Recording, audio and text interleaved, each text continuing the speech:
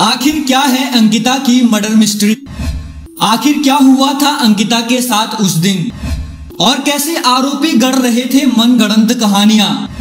कैसे अंकिता के दोस्त पुष्प ने किया आरोपियों के चेहरे बेनकाब? आपको बता दें कि आरोपियों ने अंकिता के कत्ल की स्क्रिप्ट 18 सितंबर की दोपहर को ही लिख दी थी, जब उसने रिजॉर्ट मालिक के एक नाजायज ऑफर को ठुकरा दिया था।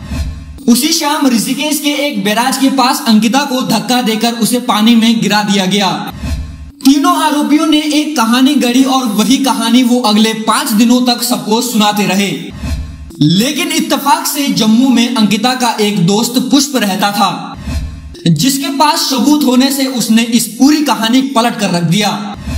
अंकिता हत्या मामले में सबसे बड़ा सबूत जम्मू में रहने वाले अंकिता के दोस्त पुष्प ने दिया है, और वो सबूत एक कॉल रिकॉर्डिंग है। जब पुष्प ने अंकिता के बारे में पूछताछ करने के लिए बीजेपी नेता के बेटे पुलकित आर्य को फोन किया, उसी समय वहां 2 और आरोपी भी पुलकित के साथ में थे। आइए जानते हैं आखिर पुष्प की उन तीनों आरोपियों से क्या बातचीत हुई, आप भी जान लीजिए।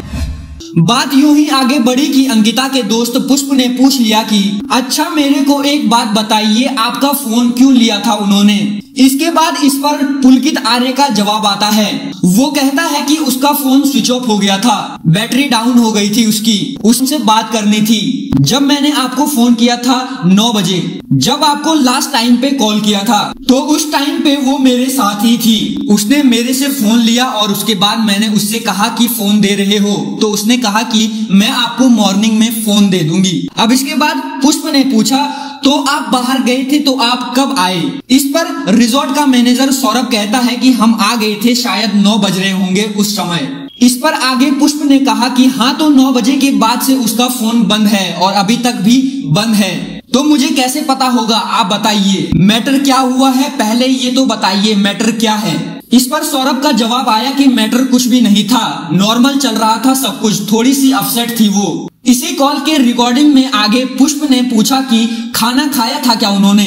तो इस पर पुलकित का स्टाफ अंकित जवाब देता है हाँ, मैंने खाना भी दिया था उन्हें। और इसी सवाल को आगे पूछते हुए पुष्प ने कहा उन्होंने खाया था, और इसी के जवाब में अंकित कहता है कि अब ये तो मैं नहीं बता सकता ना। कॉल रिकॉर्डिंग के अंतिम में पुष्प कहता है अच्छा ढूंढिए, ये आप लोगों की जिम्मेदारी है, शाम तक सीरियस मैटर हो जाएगा। अभी जो आपने कॉल रिकॉर्डिंग की बातें सुनी हैं, ये सभी रिजॉर्ट के मालिक पुलकित आर्य की झूठी दास्तां थी। आपको बता दें कि जो पुलकित आर्य अभी बता रहा है वह झूठ कैसे साबित हुआ।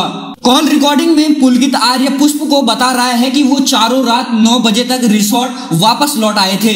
ये पुलकित का पहला झूठ था। सीसीटीवी कैमरे के हिसाब से ऋषिकेश से रिजॉर्ट वापस आते वक्त स्कूटी और बाइक पर सिर्फ 3 लोग ही सवार थे। अंकिता तस्वीर में कहीं नहीं थी। पुलकित के मुताबिक अंकिता का मोबाइल फोन चार्ज नहीं था, इसीलिए उसने अपना मोबाइल पूरी रात के लिए उसे दे दिया था। ये पुलकित का दूसरा झूठ था। खुद पुलकित कह रहा है कि वो सभी 9 बजे घर लौट आए थे और अंकिता अपने कमरे में चली गई थी। रिजॉर्ट में बत्ती भी गुल नहीं हुई थी, तो ऐसे में रिजॉर्ट आने के बाद अंकिता अपना फोन चार्ज भी कर सकती थी। सच तो ये है कि ऋषिकेश में लड़ाई के दौरान पुलकित का फोन नहर में जा गिरा था। बातचीत के दौरान पुलकित उल्टे पुष्प से सवाल पूछता है कि कहीं अंकिता तुम्हारे साथ तो नहीं है।